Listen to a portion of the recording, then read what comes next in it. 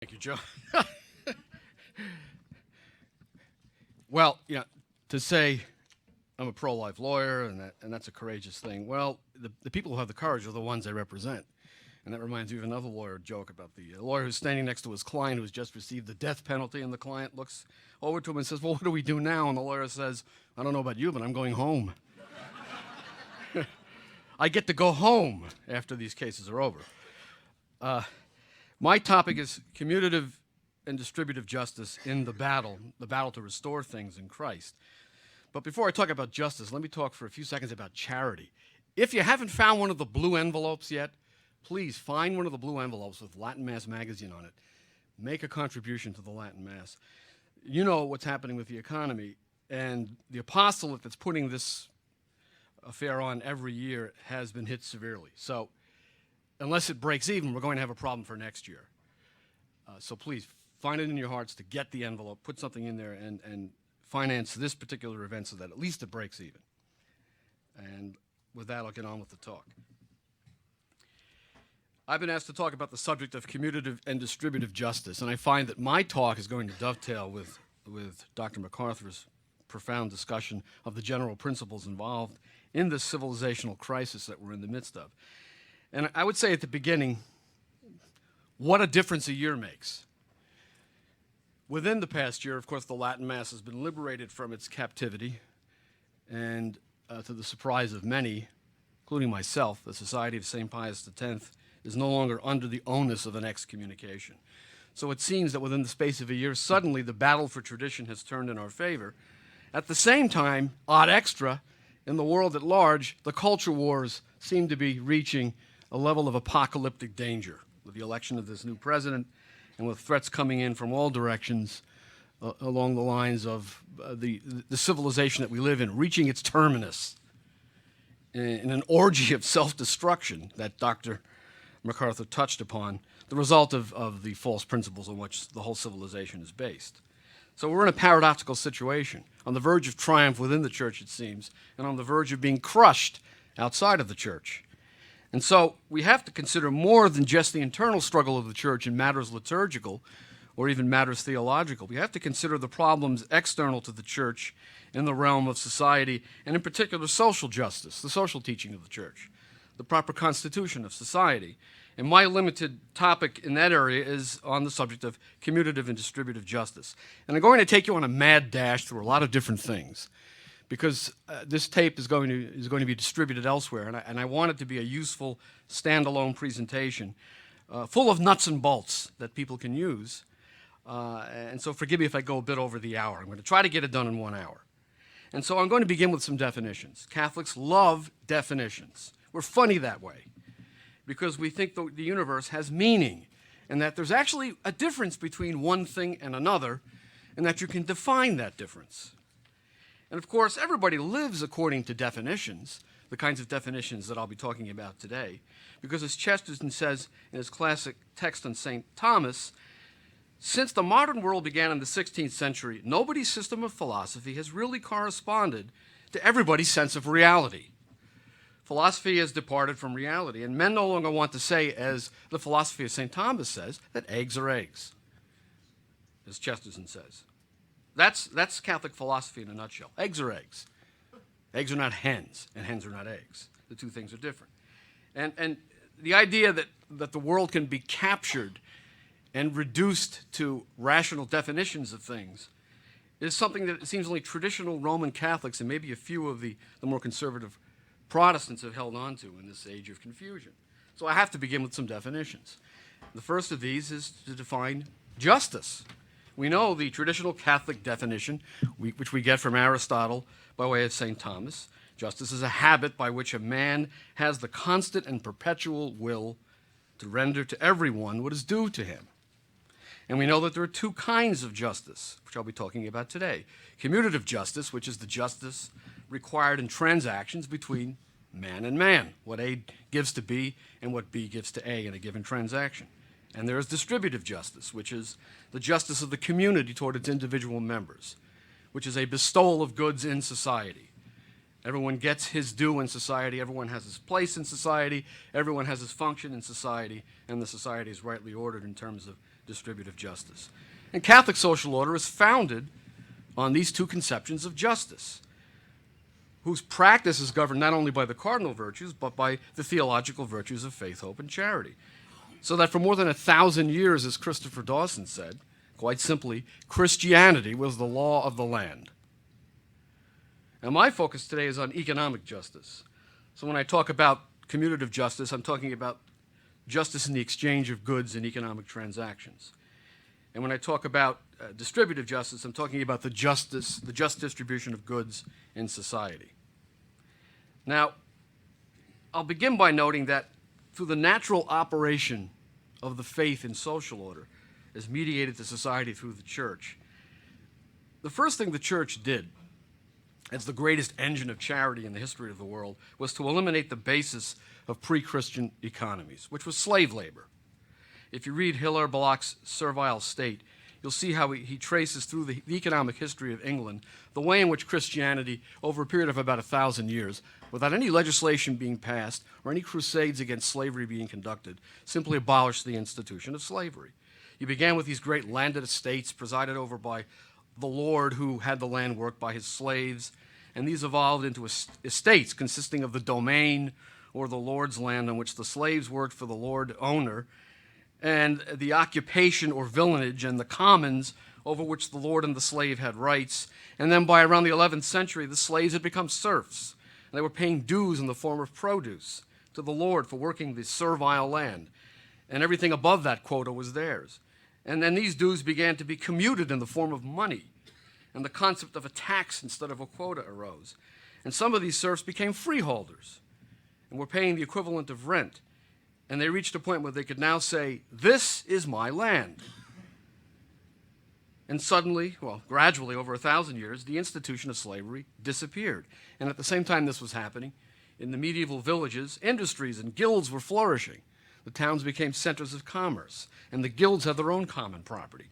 So you had in Catholic social order serfs paying dues, freeholders paying their tax, and the guilds. And the state was minimal, not much more than what the Locke calls an agglomeration of families.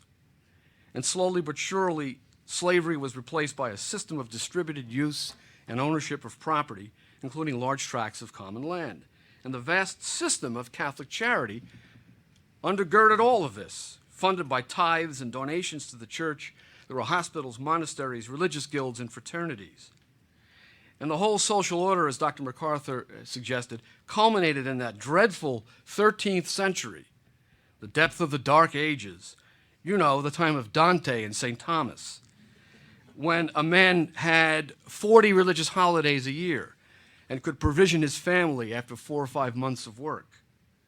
And by the way, a wild aside, I remember reading Voltaire complaining in pre-revolutionary France about the number of religious holidays. Let's get down to work, he said, and abolish the religious holidays. So the Catholic Church by the 13th century had perfected this social order.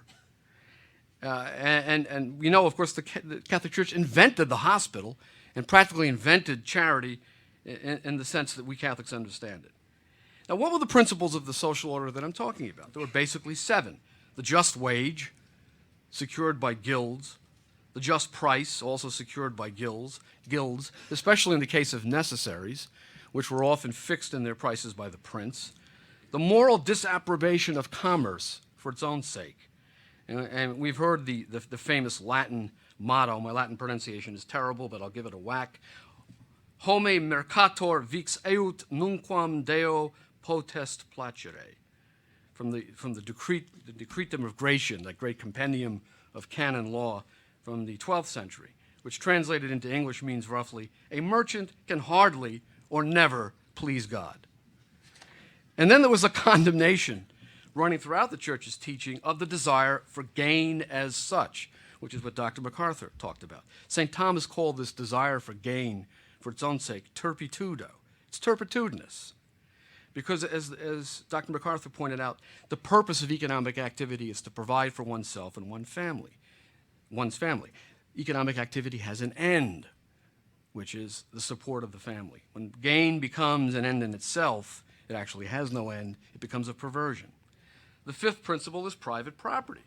The church has always respected private property, but in the sense not of an absolute dominion over property to the exclusion of everyone in the world, but of a paramount right to use it for the support of one's self and one's family. As St. Thomas teaches, man ought to possess external things, subject to one's duties in charity and justice to others. And as St. Thomas further says, temporal goods are subjected to man that he may use them according to his needs, not that he may place his end in them and be over-solicitous about them. Which brings me to the sixth principle, the universal destination of all goods. The Church has always taught that all of the goods of the earth, including those that we fashion for ourselves, have a universal destination. They belong to all men. We might have a paramount use of them, but they're subject to the claims of others in justice in extreme cases, and at least in charity in the ordinary case. And lastly, the condemnation of usury, which in its original sense was a condemnation of money lending of any kind, but the Church came to recognize in time that money had acquired the status of an investable commodity, and you could actually lose opportunity by lending someone your money. But the original meaning of usury put money into the category of, say, a loaf of bread. If you give your neighbor a loaf of bread because he's hungry, you have the right to get back a loaf of bread. Bread does not replicate itself overnight. So if you were to say to your neighbor, I want 2 loaves of bread back for the loaf I lend you today, that's usury. And that's the way it was with money before money became a commodity capable of being invested and thereby acquired a rental value, so you could actually legitimately charge rental value for the use of money. So in that sense, the teaching on usury has changed, not in principle, but in application, contrary to what some libertarians suggested. The Church has reversed herself. So those are the 7 principles. And we had an entire civilization built on those principles. And now we have an entire civilization built on a rejection of those principles. We have commerce for its own sake, the pursuit of material goods as ends in themselves, and usury as a means to pay for it all. And the whole thing is collapsing around us, as we know too well. So how did we arrive at this situation? Well, I'm going to talk in more detail about the errors that Dr. MacArthur outlined for you. I want to tell you precisely how we got here, precisely how this civilization ended up adopting these errors. And the basic problem is, as Dr. MacArthur suggested, simply this. Western man stopped thinking with the mind of the Church. First, he stopped thinking religiously with the mind of the Church, and then about a century later, he stopped thinking philosophically with the mind of the Church, with the philosophical revolution of the late 16th and 17th centuries. And while this was happening, this thing called capitalism arose. Now let's have another definition. Capitalism is not private property. Capitalism is not freedom. Capitalism is not liberty. The definition of capitalism that I will use today is capitalism as we see it. Capitalism in its pure form, more or less. And I define it this way. It is a customary economic system according to which the titular owner of the means of production claims to be entitled to all the profits of an enterprise because he claims to own capital, the means of production. It is a system in which labor, no matter what its role in the creation of profits, is treated as a production factor. Human beings are treated as a production factor. They're allocated a wage, and that's it. No matter what labor contributes to the profits of an enterprise, it gets its share, which is an illusory share, as a production factor. So capitalism is the system in which human beings become production factors in the owner's enterprise, and nothing more than that within the framework of the capitalist system. And capitalism is also that system which claims for itself the right to buy and sell anything at any agreed price, including human labor, no matter how unjust the price according to the objective moral order, meaning the purview of the Church, and no matter what the moral or physical effect or psychical effect on individuals and society of the thing being bought or sold. That's capitalism in its pure form. Capitalism is not, I repeat, the right to private property. Capitalism is a mode of using property which the Church no more approves than she approves of socialism, nor, conversely, is a departure from capitalism Socialism. Let's not play that game. When libertarians defend capitalism, they say any departure from it is socialism. That's false. There is a middle way, which is the church's way, and I'll get into that shortly. Capitalism, therefore, is no less subject to the moral scrutiny of the church than any other form of human activity. And as Locke shows in the Servile State, capitalism came to us not by way of the Industrial Revolution as such. It wasn't the machines in themselves that gave us capitalism. It wasn't, as he says, machinery that took away freedom, but rather the loss of a free mind, which is to say, the loss of the Catholic mind within this system. And we know this began when Henry VIII, who stopped thinking with the mind of the church, whose mind turned against the church's real estate, and he stole it. And that process was repeated with an eerie similarity during the French Revolution. And we know from as Locke tells us, that about 25 to 30% of the land in late medieval England was owned by the church, and that the land that Henry stole from the church never ended up in the hands of the crown, which was the original plan, but in the hands of his already wealthy cronies, who already had about 30% of the land of England in their possession. So as a result of Henry's rape of the church, the landed gentry became the owners of at least half the land in England, and a power that the crown could not resist. As Locke says, Henry created a powerful oligarchy of large landowners, overshadowing an impoverished and dwindled monarchy. And then, of course, you had the execution of Charles I in 1649 at the instigation of this powerful oligarchy, and the settlement of 1660, which yielded a king, as Locke calls him, that was reduced to a salaried puppet.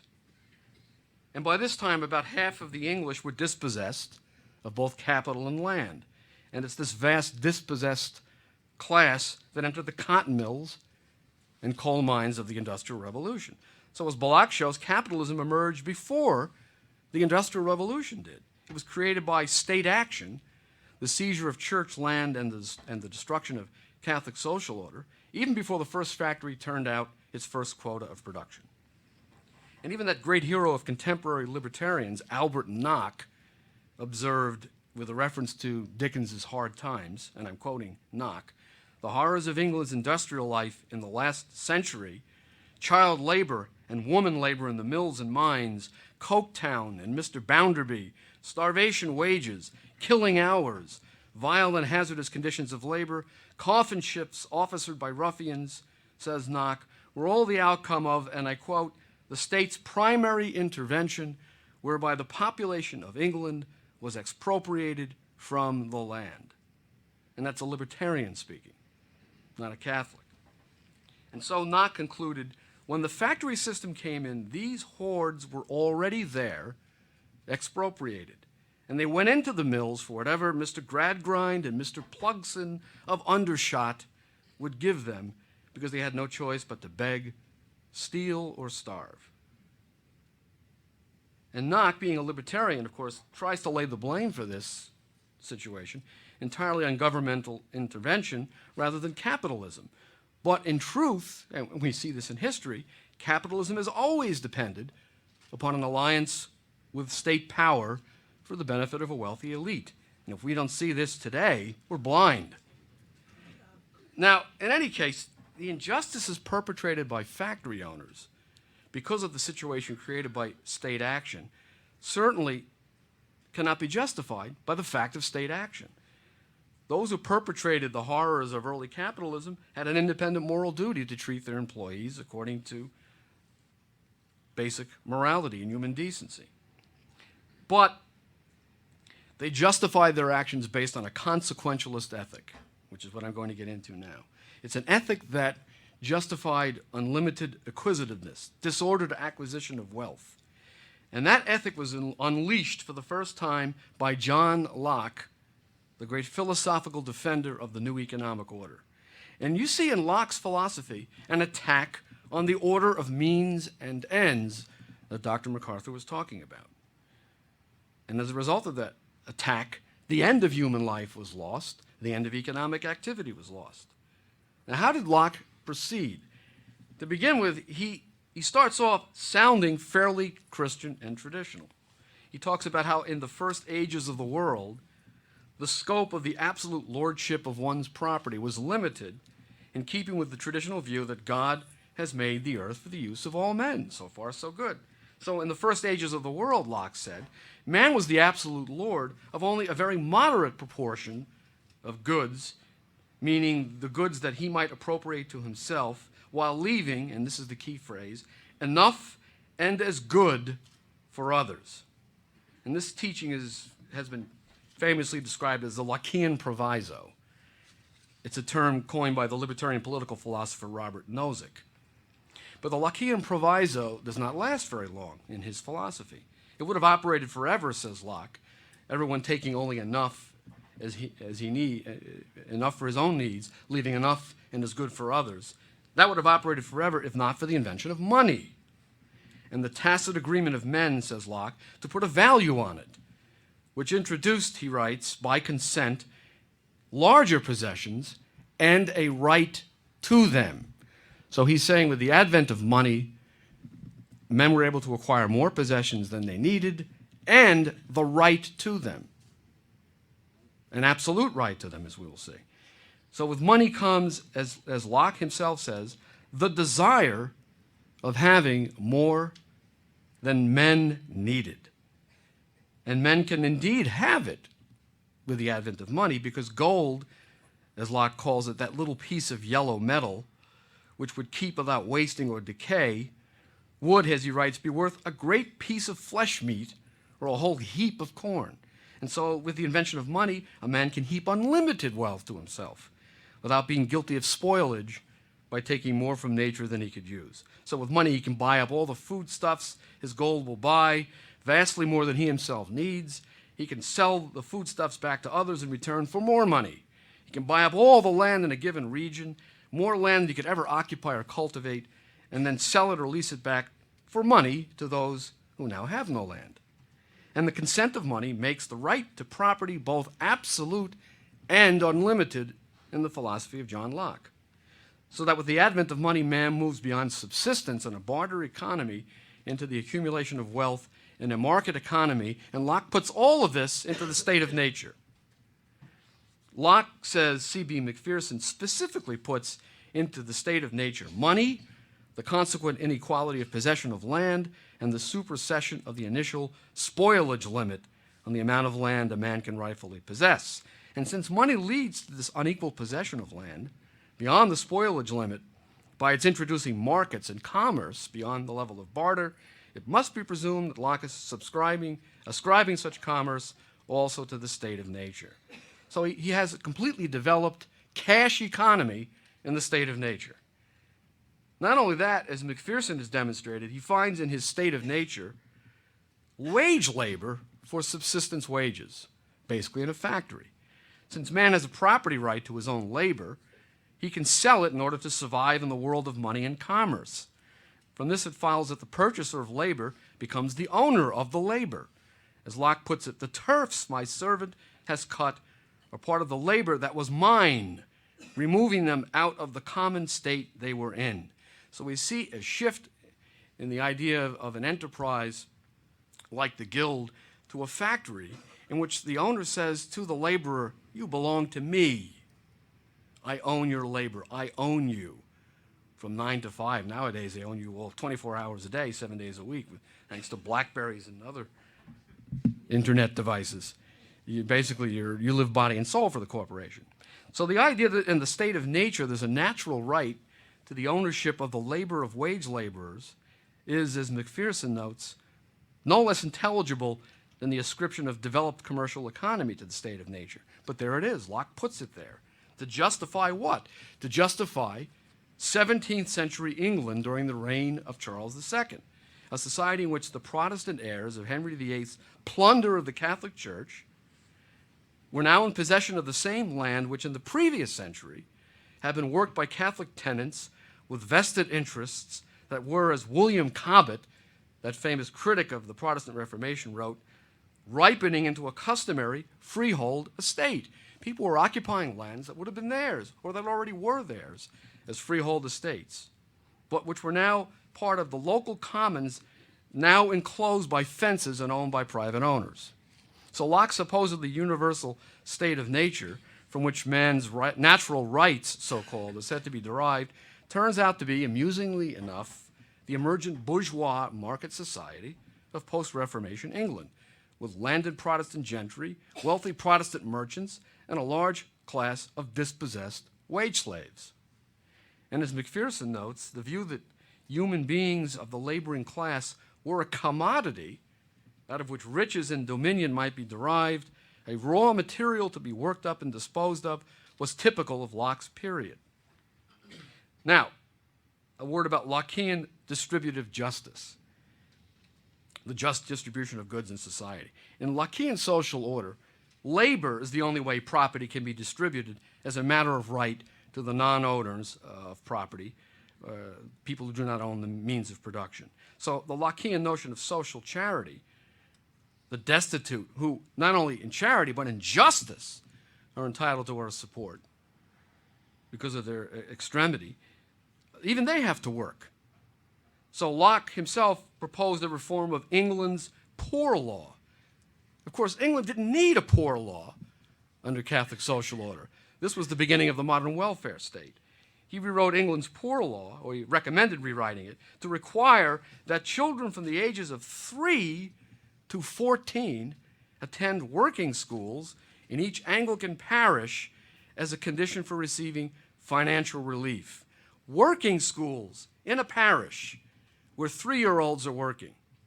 This is what happens to charity when you depart from Catholic social order. And as he explained in his essay on the Poor Laws, written in 1697, the children of laboring people are an ordinary burden to the parish and are usually maintained in idleness, so that their labor is generally lost to the public until they are 12 or 14 years old. Imagine that. So to remedy this deplorable idleness of children, he proposed that these children, ages 3 to 14, be engaged in learning spinning or knitting or some other part of woolen manufacture, in return for which they would each have their belly full of bread daily at the school.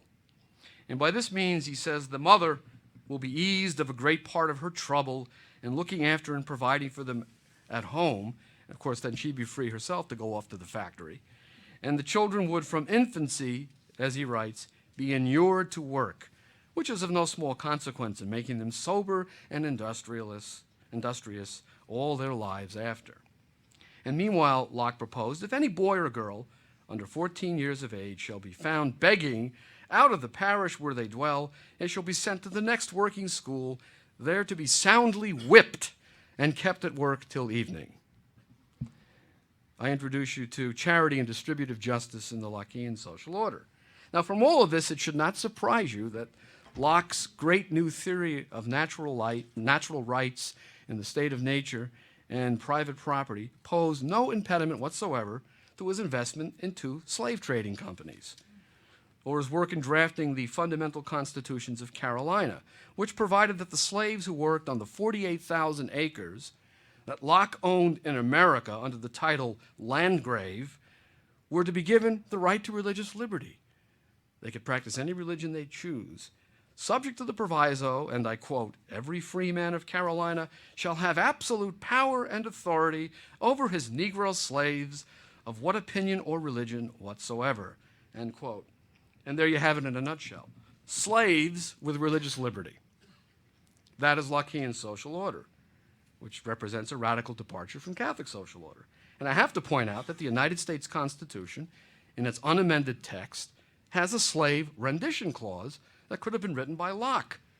Article 4, Section 2, Clause 2 provides no person held to service or labor in one state under the laws thereof, escaping into another, shall in consequence of any law or regulation therein be discharged from such service or labor, but shall be delivered up on claim of the party to whom such service or labor may be due. That is in the United States Constitution, the fundamental law of this nation. If you find a slave in another state, you will take him like a piece of chattel and bring him back to his owner. And it was that very clause that was the basis for secession from the Union and which led to the Civil War. The pretext for secession was not federal tyranny, as many people think, but the federal government's refusal to enforce the slave rendition clause and enabling federal legislation, such as the Fugitive Slave Law of 1850. Listen to Mississippi's Declaration on the Reasons for Secession. Our position is thoroughly identified with the institution of slavery, the greatest material interest of the world. Its labor supplies the product which constitutes by far the largest and most important portions of commerce of the earth. A blow at slavery is a blow at commerce and civilization. That blow has long been aimed at the institution and was at the point of reaching its consummation. In other words, Lincoln was about to take office. Not that I'm defending Lincoln. That's a whole other story. There was no choice left to us but submission to the mandates of abolition or a dissolution of the Union whose principles had been subverted to work out our ruin. If you look at the declarations of secession from the other southern states, they all say pretty much the same thing. The immediate pretext was the failure of the federal government to support this Lockean property right in the labor of human beings and in their very persons. And this was the house that, in large measure, John Locke built. So while Locke begins his description of the right to private property with this traditional idea that there's a universal destination of goods, that we all have a right to a just share of them, that we should not take more than we need, he ends up by completely erasing any moral disability which had attached to capitalist appropriation before then.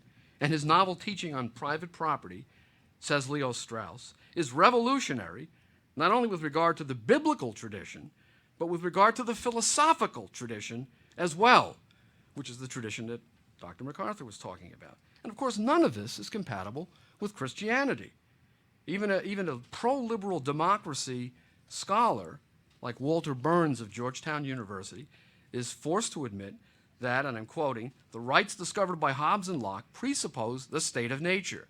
And the idea of the state of nature is incompatible with Christian doctrine.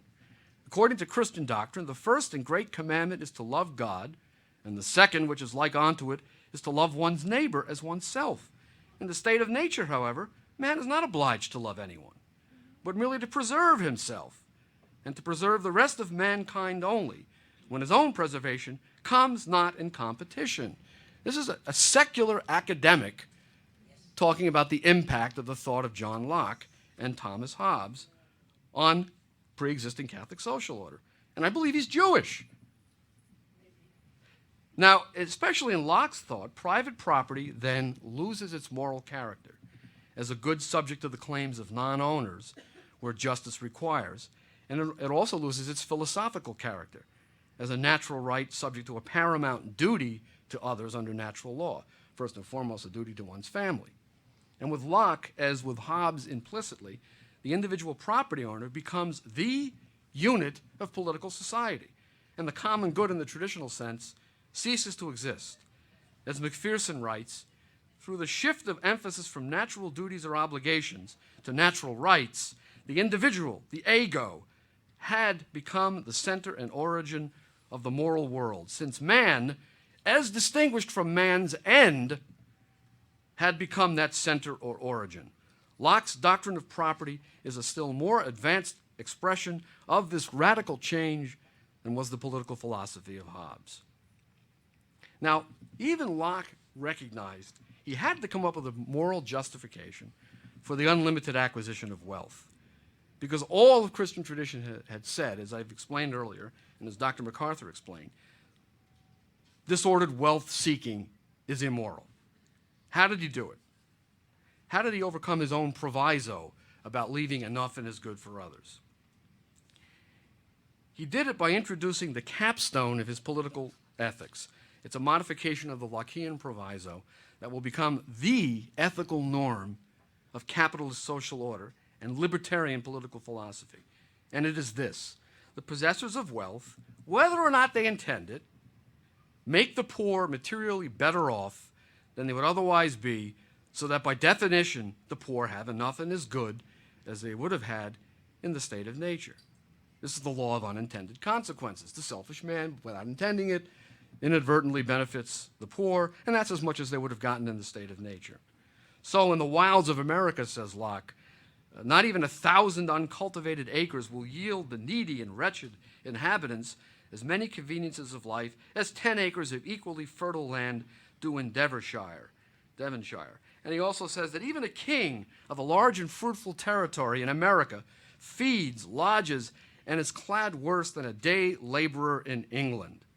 Now let's look at that argument very carefully, because what he was doing was he was trying to justify a social fact that was happening as he lived in England, which was, of course, the massive expropriation of lands from Native Americans. Everyone knows the story of how Manhattan was purchased in 1626. I think it was 4 years or 6 years before Locke was born, for 60 guilders by Peter Minuit. And so Locke is trying to explain how these people who were dispossessed from their land, how the Indian chief is worse off than a day laborer in England. But an Indian chieftain living on the Great Plains, for example, might and probably would view with horror life in an English factory shanty and a 16-hour day in a cotton mill. Now, in Locke's moral calculus, that doesn't matter, because on the Lockean view of the right to property, the acquisition and retention of unlimited wealth by A is morally justified because B gets a certain amount of food, clothing, and housing out of the deal. And so he's hypothetically better off in terms of his subsistence with whatever A allots to him from his wealth by way of wages and otherwise than he would have been in the state of nature. So on Locke's principle, it is quite literally the case that greed is good. Not because greed itself is good. Locke himself would say that's ridiculous, but because the consequences of greed in a market society are supposedly preponderantly good in the long run. And so the Lockean market ethic is not only hedonistic, but consequentialist and utilitarian to its core. One commentator says that Locke, in fact, formulated the basic theses of early 18th century utilitarianism. And the paradigm case of consequentialism is utilitarianism. Now, a utilitarian judges the morality of an act according to this thing that I've been talking about, act consequentialism. And as one source states, this theory of act consequentialism is the claim that an act is morally right if and only if that act maximizes the good. That is, if and only if the total amount of good for all minus the total amount of bad for all is greater than this net amount for any other act. An act is morally right if and only that act causes the greatest happiness for the greatest number, as the common slogan says. Well, it doesn't take much thought to see that that ethic justifies any act as consequentially good and justifiable. Murder, if you toed up the consequences, could be justified. I got rid of my nagging mother-in-law. I didn't die of a heart attack. My wife had a husband to provide for her. My children were able to grow up and go to college, and so on and so forth. So that is why the church, of course, condemns consequentialist ethics, as John Paul II made clear in Evangelium Vitae and elsewhere. It's a simply inadmissible moral theory.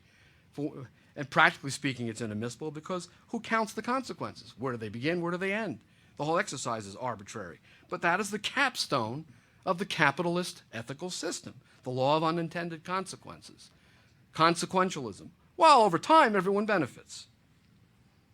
So the individual eggs should not complain if they get broken to be put into the omelet on which everyone will feed in capitalist social order. Even the broken eggs can't complain because they're better off for having been broken. By their very brokenness, they've been made more whole than they were before. Can't you see that? He has a house. It's a shack. He has some clothes. They're crude. They're full of holes. And he's got his gruel, or his belly full of bread, as Locke says. So whatever accrues to the poor from the enterprises of the wealthy is, by definition, at least as good as they would have had in the state of nature. And so according to consequentialist ethics, it's perfectly moral to work women and small children 16 hours a day for penurious wages and put them in shacks next to the factory while the owner resides in a mansion. It's perfectly moral for a comfortable entrepreneur to hire little children to haul coal carts up mine shafts like donkeys. It's perfectly moral for a wealthy landowner to hire a little child to go into his chimneys to clean them out and get caught in the chimney and die there, as happened more than once in England at that time. Of course, there's no room in this schema for the Catholic notions of commutative and distributive justice. Hobbes and Locke both mocked and destroyed these notions. Hobbes, in particular, like contemporary libertarians today, completely rejects the concepts of commutative and distributive justice. As McPherson says, Hobbes' scorn for these concepts is unconcealed. For Hobbes, as in contemporary libertarian thought, there is no measure of value except market price. Every exchange of values between freely contracting persons is, by definition, an exchange of equal values. Justice is a mere bargain in which the holders of various powers exchange the use of these powers with others for various agreed prices. And so, as Hobbes famously declares, the value or worth of a man is, as of all other things, his price. For let a man, as most men do, rate themselves at the highest value they can, yet their true value is no more than it is esteemed by others.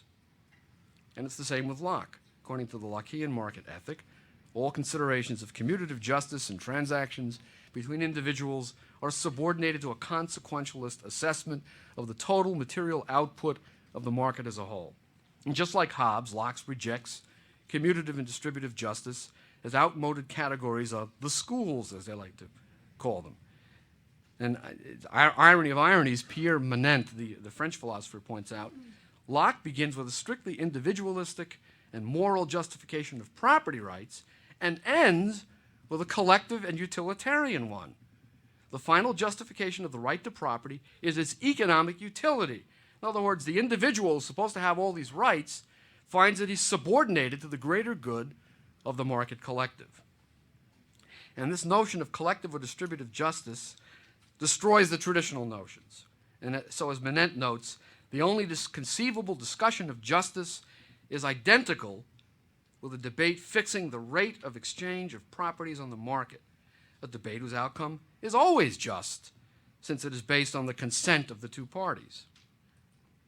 And so, as F.A. Hayek, an early libertarian thinker, says, that Locke was being true to liberalism's original inspiration in claiming that the notion of social justice makes no sense. And so it's appropriate to say, as John Madai of the University of Dallas says, that there has been a disappearance of justice in political modernity, beginning with Hobbes and Locke and ending with such contemporary expressions as Margaret Thatcher's infamous remark that there is no such thing as society. And so Hobbesian politics, Hobbes mediated to us through Locke, results in the individual's relentless pursuit of self-interest becoming the organizing principle of the state. And all moral principles to the contrary, they're not abolished, they're confined to the level of personal opinion. And what happens is that the intemperate man that Dr. MacArthur was talking about becomes the model citizen. The intemperate man is unleashed upon society. And the common good is redefined as the sum total of individual goods. The common good is replaced by the general welfare, a phrase that's familiar to us all from the United States Constitution.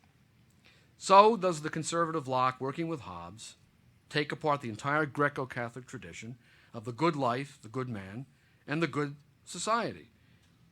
Hobbes and Locke together take man apart and then reassemble him into a thinking animal that lives to preserve its existence by the exercise of its rights, all of which devolve into a right to property. Locke, says Pierre Manent, and I'm quoting, will erect the lofty structure of the liberal and democratic state on the puny base of the solitary animal in search of food. And that is why, as Manent concludes, the liberal program, once completely elaborated, made the right to property and the economy in general the foundation of social life, end quote. And that's what we have today, a society whose end is property, and whose means of acquiring property is basically usury. It's a society in which commerce is king, and there must be no restraint on the buying or selling of anything from abortion to zygotes. And it's all collapsing around us. Now, how does one defend a system that, is, as Dr. MacArthur showed us, is rotten in its core principles? Well, the only way you're going to defend that is by embracing its rottenness and calling it good. And I show you Exhibit A in that regard. This is The Spirit of Democratic Capitalism by Michael Novak, who claims to be a Catholic. In the old days, this book would be consigned to the flames, and Mr. Novak would be hard-pressed to avoid the same fate for himself. Now, I want to give you a few examples of what happens to Catholics when they cease to think with the mind of the church and begin to think with the mind of political modernity that Dr. MacArthur talked about. According to Michael Novak, democratic capitalism, which is the subject of his book, is a system, and I'm quoting, designed for sinners in the hope of achieving as much moral good as individuals and communities can generate under conditions of ample liberty. Can human society imitate providence? This man is claiming that democratic capitalism is an imitation of divine providence. His theory is, well, God tolerates sin, and so does democratic capitalism. But that is sheer sophistry, because God does not tolerate sin. God punishes it, and he punishes it eternally. He allows men in the exercise of their free will to commit sins, but he does not tolerate sin. So his fundamental premise is sophistical. He goes on to, of course, reject Catholic social teaching, which he calls utopian. Catholic social teaching has, therefore, occupied a sort of utopian ground, literally no place. It came to seem uncharacteristically abstract, otherworldly, deracinated. Popes and scholars might make astute and valuable comments from time to time, but the platform on which they stood no longer seemed connected to real experience. The Catholic Church is functioning in the real world, according to Mr. Novak. And according to Mr. Novak, and I kid you not, and I quote, "The incarnation obliges us to reduce our noblest expectations, so to love the world as to fit political economy to it, nourishing all that is best in it. So when Christ came, that was the time to lower our expectations of what man is capable of." He writes this in all seriousness. Now, there's an elephant in Mr. Novak's living room when he praises democratic capitalism and goes on about how it grants space for human freedom, it allows vice to flourish, yes, but also virtue as well. What about abortion, Mr. Novak? The most unconscionable act of any civilization in the history of the world. How many hundreds of millions around the world have been put to death by abortion? Well, here's what he says about that. He says of democratic capitalism, with reference to abortion, democratic capitalism cannot, in principle, be a Christian system. Clearly, it cannot be a confessional system, but it cannot even be presumed to be, in an obligatory way, suffused with Christian values and purposes. On the question of abortion, for example, no one is ever likely to be satisfied with the law, but all might be well advised not to demand in law all that their own conscience commands. So we just have to get with the democratic capitalist program and recognize that we just can't get the whole enchilada on such vexing moral questions as murdering children in their mother's womb. And that's the beauty of democratic capitalism. Now, we can talk about it, even if we can't get what we're after in terms of the conformity of political society to the objective moral order. So, for Novak, and it's quite literally his argument, charity is pluralism. You tolerate others. That's his redefinition of charity. They awarded this man the Templeton Prize, by the way. It's very easy for a Catholic to get the Templeton Prize. Just dissent from the social teaching of the church, and they will praise you for your groundbreaking scholarship and give you $50,000.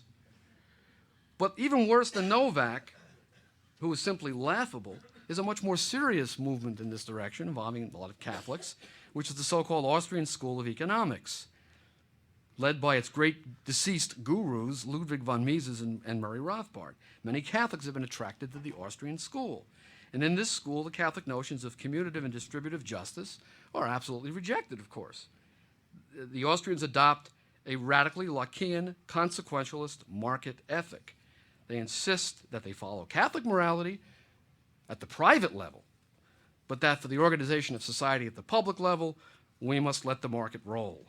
And so one such Catholic, who shall remain nameless, offers this favorable assessment of Ludwig von Mises' defense of the exploitation of women and children in the factories of the Industrial Revolution. And I quote, "As Mises argues, the very fact that people took factory jobs in the first place indicates that these jobs, however distasteful to us, represented the best opportunity they had." And then he quotes von Mises saying as follows, "Low as the wage rates were, they were nonetheless much more than these paupers could earn in another field open to them. These women had nothing to cook with and feed their children. These children were destitute and starving. Their only refuge was the factory. It saved them, in the strict sense of the word, from death by starvation." So the abysmal wage rates and working conditions in the 18th century, no matter how distasteful we may find them today, are morally defensible simply and only because the alternative was starvation and death. That's the consequentialist ethic, which is the libertarian ethic, that a given owner could have done better by his wage slaves.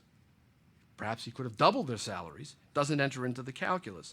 All that matters is that the owner of the factory made his wage slaves better off than they would have been without their slave wages.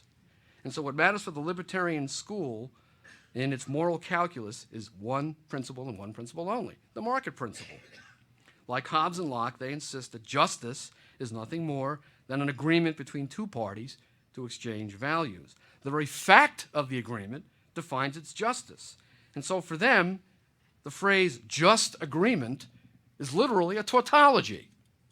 What do you mean just agreement? It's an agreement. It's just. Never mind that there might be overreaching, unequal bargaining power, undue pressure, all kinds of other factors that make a so-called free agreement less than free and exploitative. They simply say the agreement is just ipso facto. And so by this means, they want to make the market economy morally self-regulating, this marvelous edifice, they call it, this wonderful natural order that always corrects itself over time. You see, if justice is whatever the parties agree to, then the market is infallibly just. Isn't that simple? But the church rejects this sophistry. As Pope Leo teaches in Rerum Novarum, there is a dictate of natural justice more imperious and ancient than any bargain between man and man.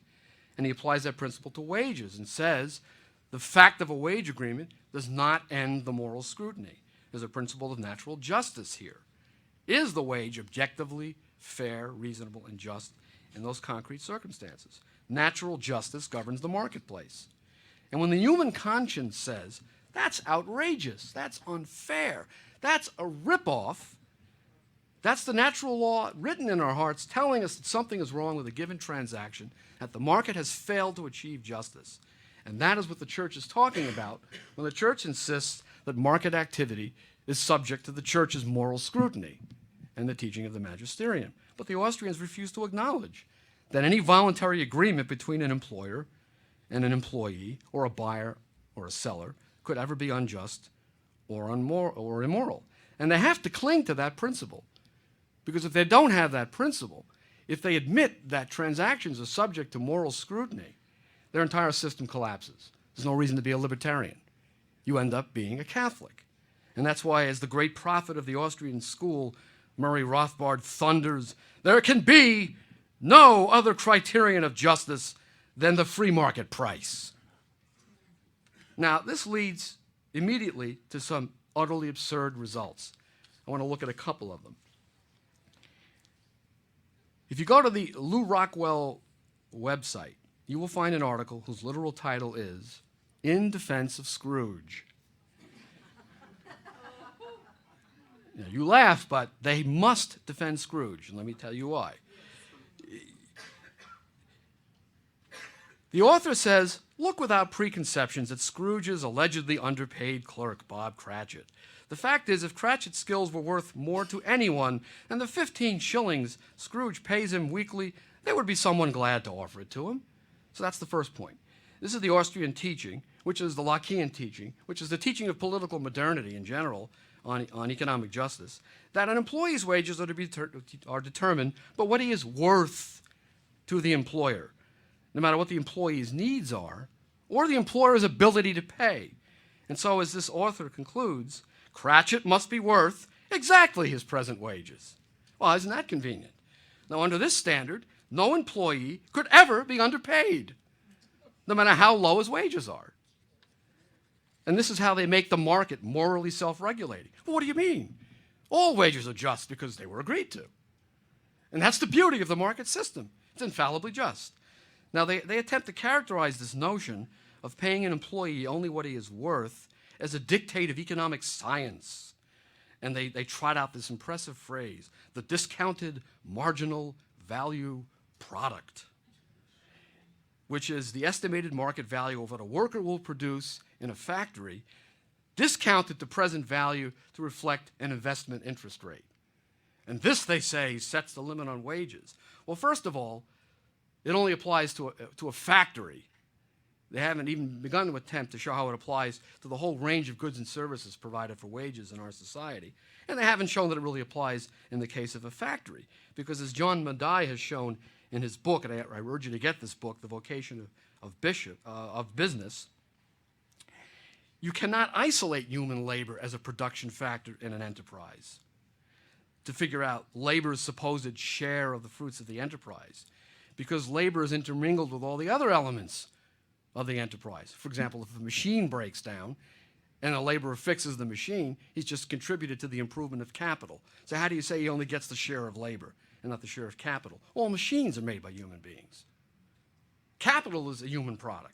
And Leo points this out. All wealth is based on human labor ultimately. And so Mackay shows that this is not economics, it's a social custom. A guy buys a building, rents some machines, and says, hey, I'm the owner, I get all the fruits of the enterprise, you laborers get whatever wage I agree to pay you. But Mackay says, well, wait a minute, why can't the workers turn around and say, no, we'll hire capital, we'll rent you out, and you give us, let's say, half the profits of the enterprise over and above a wage. And in fact, many companies are moving toward that model. Mackay talks about such a company. It's basically the idea of employer ownership, of the moral claim to part of the output of an enterprise. And so Mackay shows that this idea of marginal productivity, the so-called science that determines wages, is a metaphor, not a scientific fact. The fruits of an enterprise are the fruits of labor. And the question, who gets the fruits of the enterprise and in what proportion they're shared between the owner and the employee, is a moral question, not an economic question. It's not determined by the discounted marginal value product or any other pseudoscientific nonsense. I'll give you a concrete example. I heard of a company once that was looted by its owner. Let's say he had $1 million in pre-tax profits. He took it all. He bought his wife fancy cars, he bought himself a house, he looted all of the profits of the enterprise, and his employees were making, let's say, $9.50 an hour. Now, when he stands before the seat of judgment, can he say something like the following? But Lord, although I realize I took the entire $1 million for myself, instead of using it to augment my employees' wages, I was constrained to follow the discounted marginal value product. And in an infinitude of concrete circumstances, the church cautions us the wage agreement is not ipso facto just, for just that reason. Now, getting back to Scrooge, what about the fact that Cratchit and his family, including the ailing Tiny Tim, are in dire need of a higher wage? They're not surviving on what Scrooge is paying them. And this is a wage that Scrooge could pay if he wanted to, without threatening his enterprise and without regard to the discounted marginal value product.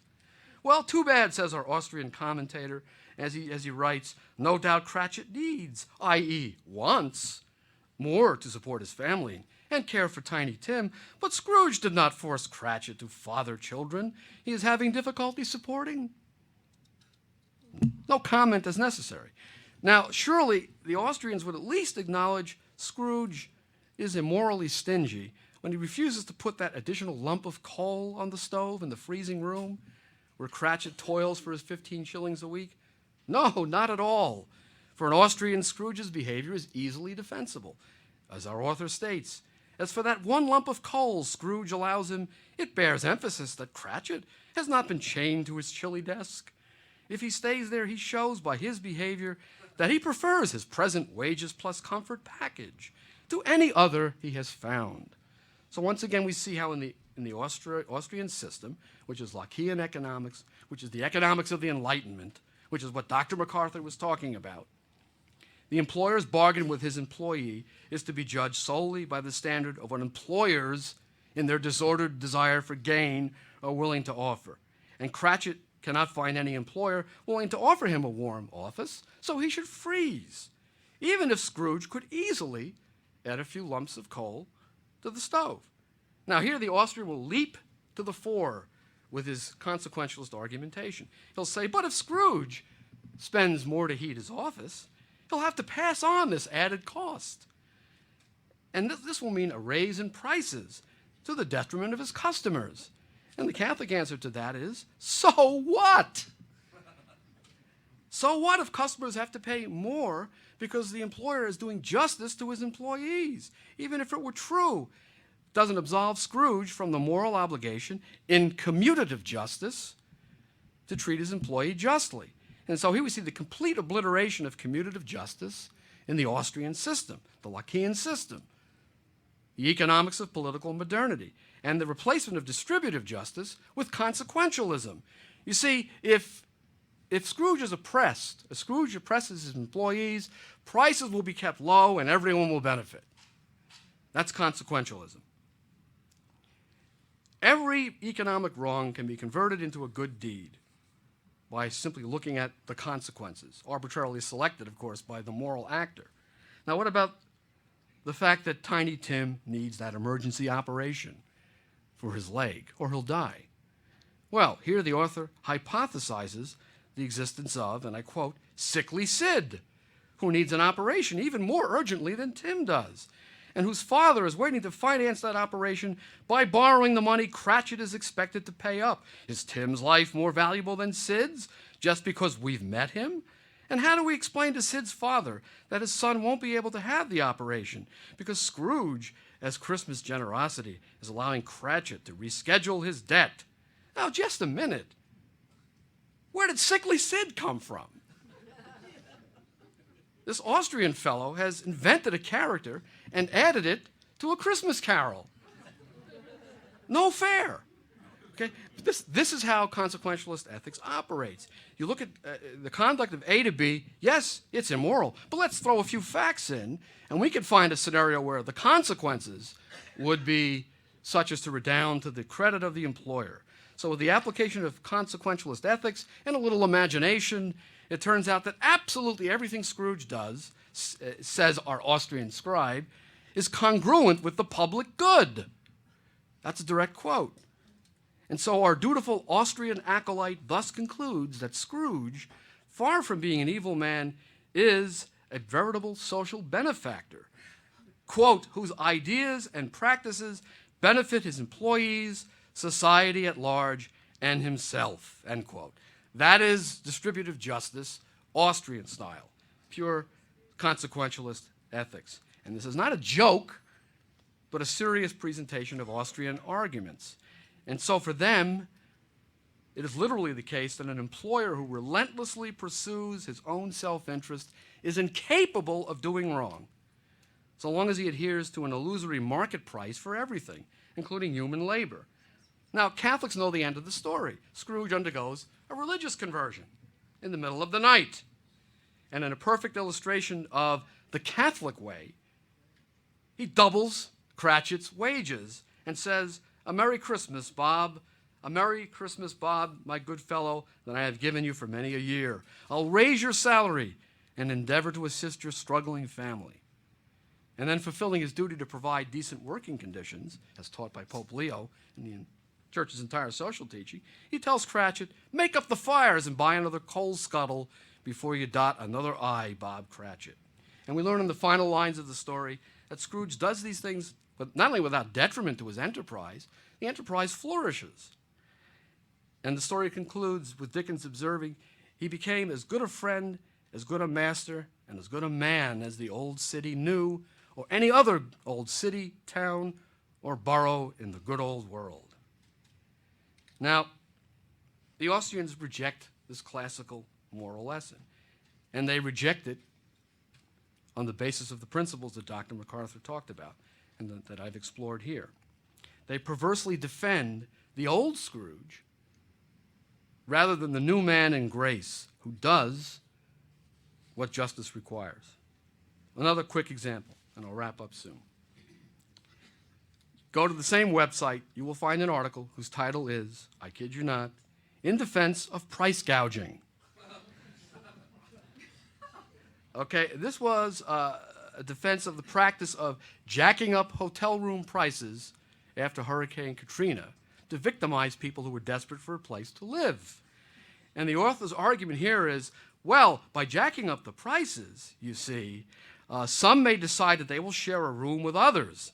Instead of a family getting one room for the kids and another for the parents, some will make do with having everyone in the same room at high enough prices. Friends or neighbors who can stay with each other will do so. So you see, by jacking up the price of a $90 hotel room to $750, you're engaging in an act of altruism.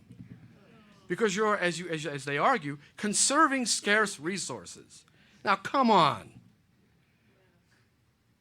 If the owner of the hotel had such an altruistic motive, he would simply say, one family per room, first come, first served, I charge the normal rate till the hotel is full. That's the best I can do. And that's why the Texas Attorney General is going after people. There's still some residual idea that maybe the market shouldn't throw all morality to the winds. Maybe sometimes we can still say, that's outrageous. That ought to be punished by law. Now, by defending Scrooge and price gouging, the Austrians parody themselves, and their arguments lose the respect of decent people. But that isn't to say the Austrians lack decency. Many of them are quite decent people. Some of them have exemplary skills and talents and are admirable in many other respects. But the problem is they're driven to indecent extremes by the necessitarian logic of the false principle on which their entire system is based, which is the market principle. But they have to cling to that principle, because if you can show that the market is not ipso facto just, that transactions must be subjected to moral scrutiny, again, there's no reason to be a libertarian. The reason for the existence of the libertarian movement evaporates, and you return to the Catholic social teaching, which is basically, yes, of course there's private property and free enterprise, subject to moral scrutiny. There are limits, which brings me to my conclusion. The Pope has spoken of a dictatorship of relativism, and I say that the dictatorship of relativism means also economic relativism. Wilhelm Röpke, that great Lutheran defender of the free market, who some libertarians, particularly Austrians, try to claim as one of their own, falsely, said this: the economic liberalism of the last 2 centuries has disastrously gone astray in a manner fully paralleling the mistakes of political liberalism and ultimately stemming from the same source. And what is that source? The idea that people can do anything they want as long as they respect the right of others to do anything they want, which is a ludicrously gratuitous principle, because if I'm willing to kill someone, I would have the right to do so, provided I'm willing to take that risk. Okay, fine. I'll carry a gun, you carry a gun, and we'll blast away. We all agree that we should have the right to kill each other. The principle is utterly gratuitous, and that's the foundation of the modern notion of rights. And that source of error is what is driving the current market economies of political modernity, the ones that are collapsing all around us. And as Röpke says, laughing at this whole idea of the morally self-regulating economy, it was seriously believed that a market economy based on competition represented a world of its own, an order naturel, which had only to be freed from all interference in order to stand on its own feet, as it miraculously directed by the invisible hand mentioned by Adam Smith, which is in reality nothing but the divine reason of deistic philosophy, the God who created the world and takes a powder. We never hear from him again. One was therefore basically inclined, says Röpke, to acknowledge no bounds to economic freedom. One refused to see that a market economy needs a firm moral, political, and institutional framework. And he further says it was never understood that competition is a dispensation, by no means harmless from a moral and sociological point of view. It has to be kept in bounds and watched if it is not to poison the body politic. So our task as Catholics, fighting within the church for a restoration of tradition and fighting in the larger society for a restoration of something approaching a sane social order, is to recover this whole idea that the economy, like everything else on this earth, is subject to God. Man is made for God, and the truth about his being applies to the conduct of economic activity as much as to anything else. And even the Lutheran Wilhelm Röpke could see this. And as he wrote, the ultimate source of our civilization's disease is the spiritual and religious crisis which has overtaken all of us. Above all, man is homo religiosus. And yet we have, for the past century, made the desperate attempt to get along without God, and in the place of God we had set up the cult of man. The essential symptom of our cultural crisis is precisely that we are losing the inner certainty which the Christian and humanistic belief in the unity of man gave us. Let me jump ahead to a remarkable passage at the end of that famous study by J.L. Hammond and Barbara Hammond at the turn of the 20th century about the deplorable conditions in the England of the Industrial Revolution. They go through a parade of horrors. Read it for yourself. Children being used as donkeys to drag coal carts up coal mines, people being taken from homes, worked 16 hours a day in schools, all the depredations that they recount, which even Parliament recoiled from in horror, and they conclude at the end of their study. Religion in one form or other might have checked this spirit by rescuing society from a materialist interpretation, insisting on a conception of man as an end in himself, and refusing to surrender that revelation, that logos, as Dr. MacArthur was talking about, to any science of politics or any law of trade. Now listen to this. Two Protestants writing at the turn of the 20th century. Such a force was implicit in the medieval religion that had disappeared at the Reformation. But in England, the religion that sprang from the Reformation, intensely individualist in its outlook, tending to separate the world of the spirit from the world of public life, made no such claim for humanity. Hence it was that amid all the conquest of nature that gave its triumphs to the Industrial Revolution, the soul of man was passing into a colder exile. For in this new world, with all its wealth and promise and its wide horizon of mystery and hope, the spirit of fellowship was dead. Now, if two Protestants writing around 1917 could see that the loss of the medieval religion, the loss of Catholic spirit, the loss of any understanding of commutative and distributive justice according to the law of the gospel had meant the exile of the soul in modern civilization and the death of Christian fellowship, how can any Catholic fail to see this today? No one who claims to be a Catholic today can fail to agree that the recovery of the Catholic spirit will determine whether this civilization will live or die. And any Catholic, while claiming to be a Catholic, would defend the likes of Scrooge, should ask himself what religion he is really professing. Pius XI in Ubi Arcano Dei talked about a species of moral, legal, and social modernism which we condemn no less decidedly than we condemn theological modernism. And he described this particular type of Catholic as follows. Many believe in or claim that they believe in and hold fast to Catholic doctrine on such questions as social authority, the right of owning private property, on the relations between capital and labor, on the rights of the laboring man, on the relations between church and state, religion and country, on the relations between the different social classes, on international relations, on the rights of the Holy See, and the prerogatives of the Roman Pontiff. In spite of these protestations, they speak, write, and what is more, act as if it were not necessary any longer to follow